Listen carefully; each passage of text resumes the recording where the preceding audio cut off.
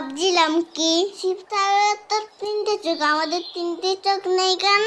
আচ্ছা এদিকে বলছি, শোন, শিবেরও 3টে চোখ আছে, আমাদেরও 3টে চোখ আছে, কিন্তু সেটা তুই দেখতে পাচ্ছিস না, কারণ তোর কপালের মধ্যে লুকিয়ে আছে। তুই এক কাজ কর, এই চিনিটা নে, বারবার কপালে ঘষ, দেখবি আস্তে আস্তে চোখটা বেরিয়ে আসছে।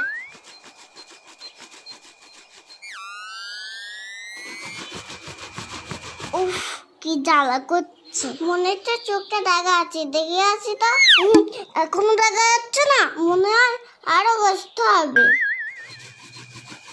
কোন কোন জায়গায় ব্যথা গো বান্ধবী ললিতা, কোন কোন জায়গায় ব্যথা গো বান্ধবী ললিতা।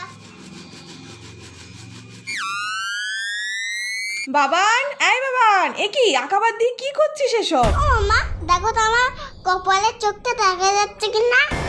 কি অবস্থা করেছিস কপালটার? কেন এইসব বাদ জমা করেছিস বল? ওই তো রজতদা তো বললো চিরুনি দিয়ে কপালে ঘষলে শিবের মধ্যে একটা চোখ বেরোবে। না মামি,